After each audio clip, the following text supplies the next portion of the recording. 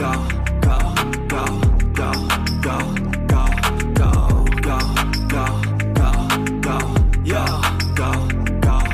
Oke, lanjut lagi nih, Kak Albert.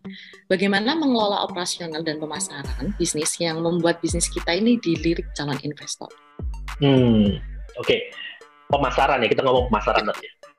Yang nomor satu buat kami dari investors itu kita pengen bisnis pertama ya, yang punya pasar yang besar. Ada juga sih bisnis yang memang punya marketnya tuh niche banget gitu ya, sangat-sangat kecil tapi punya buying powernya tinggi banget gitu. Ada yang kayak gitu. Tapi kalau untuk startup kan memang udah di-push supaya growth-nya tinggi dan waktunya cepat banget gitu ya. Jadi kita misalnya kita di-invest sekarang, kalau bisa user base kita yang tadinya kita cuman misalnya let's say 100 atau 200, bisa tiba-tiba menjadi 1 juta gitu ya dalam waktu setahun. Swat gitu, cepat banget. Dan gimana caranya kalau misalnya kita pasarnya hanya kecil? Nah, makanya that's why kita sebagai investor lebih suka yang memang pasarnya besar gitu. Nah, nomor satu itu. Yang kedua, pasarnya ini bukan asal pasar aja. Tapi saya selalu nekanin bagaimana kita dari spesifik target market kita. Jadi, spesifik target market itu gini. Ketika kita pengen menyasar satu market, kalau saya tanya misalnya sama satu startup, pasar kamu siapa? Oh, pasar saya adalah ibu-ibu yang suka belanja online kok. Oke, wow, banyak banget ya di Indonesia ini ya, ibu-ibu yang suka belanja online. Banyak banget, ada jutaan orang bahkan. Di mana? Oh, di Indonesia kok. Oh, oke. Budget marketing kamu berapa? Oh, budget marketing saya 10 juta kok. Cukup nggak buat nge-reach seluruh Indonesia? Nggak cukup. Berarti kita benar-benar mesti spesifik dulu. Ibu-ibu yang suka belanja online. Ibu-ibu umur berapa? Ibu-ibu banyak tuh. Dari yang umur sekarang 20-an juga udah jadi mahmud-mahmud nih, mama muda nih gitu ya. Ada yang udah umur 70 tahun, itu juga ibu-ibu gitu. Nah, kita mesti spesifik umur berapa, karena memang mereka punya interest juga beda. Mereka punya media consumption juga beda gitu. Jadi, spesifik target market itu penting banget. Satu, lokasi, jadi berdasarkan demografis, berdasarkan dari psikografis gitu ya. Kita geografis juga, ini benar-benar mesti dispesifikkan sampai benar mengerucut. Jadi dari besar makin kecil, siapa sih target market kita gitu. Dan ini bukan berarti niche ya, tapi ini juga kita mesti cari yang benar-benar cukup besar. Jangan kecil-kecil banget. Kalau kita adalah startup yang memang pengen growth-nya cepat. Ini agak sedikit berbeda nih. Ya, lagi saya bukan mengecilkan yang memang bisnisnya niche market. It's good sekali lagi, it's good banget. Tapi kalau memang kita pengen jadi startup yang growth-nya cepat, ya memang mesti marketnya lebih besar. Karena investor pasti lebih suka yang memang marketnya lebih besar. Oke. Kalau ngomongin target market nih, Ko. Target market itu apakah yang Ko Albert bilang tadi, apakah harus spesifik atau memang, kalau tadi umpamanya, Ko Albert kan bilang ketemu sama startup yang targetnya ibu-ibu di Indonesia gitu kan. Apakah harus spesifik?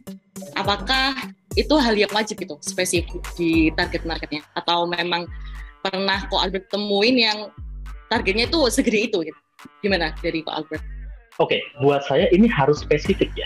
Jadi yang disebut dengan spesifik itu karena gini, let's say produk kita misalnya untuk ibu-ibu gitu ya.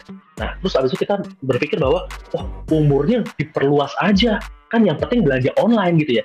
Coba kita berpikir, kalau kita bicara mengenai strategi marketing, gimana caranya kita nge-reach orang yang umur atau ibu-ibu yang umur 25 tahun, di saat bersamaan, kita harus nge-reach ibu-ibu yang umurnya 70 tahun.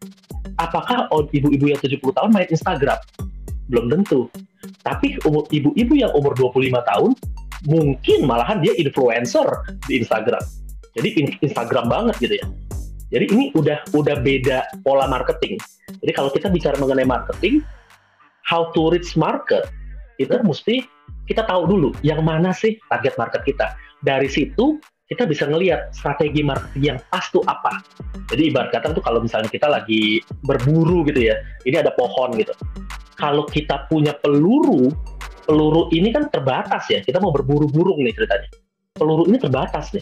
Berarti kita mesti tahu nih, burung apa yang kita mau tangkap gitu. Dan burung ini hinggapnya di cabang yang mana. Sehingga pada saat itu kita bisa langsung pakai sniper. Dor misalnya, kena ke burung. Sangat efektif dan efisien. Bayangin kalau kita nggak tahu burungnya. Jadi pokoknya kok apapun tentang burung kok, yang penting burungnya bisa terbang kok. terserah, pokoknya burungnya bisa terbang.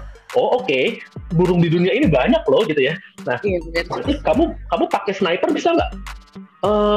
Bisa kok. Berapa lama dapetin burung yang kamu mau? Mungkin bisa setahun kali kok gitu ya. Terus burungnya ada lagi gitu, bingung lagi gitu. Nah makanya kita pengen tahu nih burungnya burung apa dan hinggapnya di cabang yang mana. Sama kalau kayak di sales dan marketing, kita mesti tahu target market kita siapa. Misalnya Idea Cloud nih. Idea Cloud, target marketnya siapa nih? Apakah memang mereka yang baru lulus? Apakah mereka yang memang sudah punya bisnis? Apakah mereka yang memang baru ide aja gitu ya? Dan ini pasti strategi marketingnya beda. How to approach them pasti beda. Bahkan kalau mereka yang punya bisnis pun ada di stage mana? Apakah mereka yang sudah mature? Apakah mereka yang baru di pre-seed stage? Atau mereka di seed stage?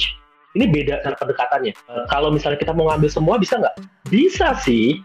Ini jadi produk general, bisa aja, kenapa enggak? Tapi, sekali lagi, kita akan kehilangan karakter dari perusahaan kita, satu itu.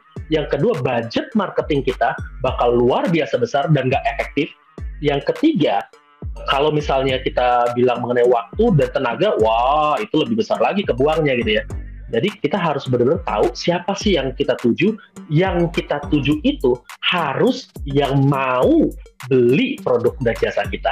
Jadi bukan berarti kita cari, kayaknya sih mendingan gue nyari yang ibu-ibu muda aja deh, biar gampang ngedeketinnya gitu ya. Enggak, belum tentu produk dan jasa kita mau diterima sama mereka. Jadi kita mesti cari problemnya di mana dan siapa yang memiliki problem itu, terus kita kerucutkan yang mana yang mau kita tuju nih saat ini nih. Dan kita bikin strategi marketingnya supaya kita bisa mendapatkan hati pelanggan kita yang udah kita tuju tadi. Jangan-jangan nih, apa yang kita pikirkan ini berbeda sama yang ada di lapangan. Jadi contohnya misalnya, menurut saya misalnya gitu ya, saya punya produk A. Produk A ini kayaknya yang suka itu adalah, balik lagi tadi ibu-ibu ya, ibu-ibu umur 40 sampai 45 tahun yang tidak bekerja, kayaknya begitu gitu ya, ibu rumah tangga, kayaknya begitu kok. Coba kita lihat lagi, bener gak mereka yang mau pakai produk kamu? Belum tentu loh. Jadi kita benar-benar mesti lihat siapa sih yang paling mungkin beli. Cek dulu di market, cek dulu di pasar, riset dulu problemnya apa, terus abis itu siapa yang punya problem ini, dan kita fokus sama orang-orang ini. Kurang lebih seperti itu sih. Oke, thank you Albert. Ada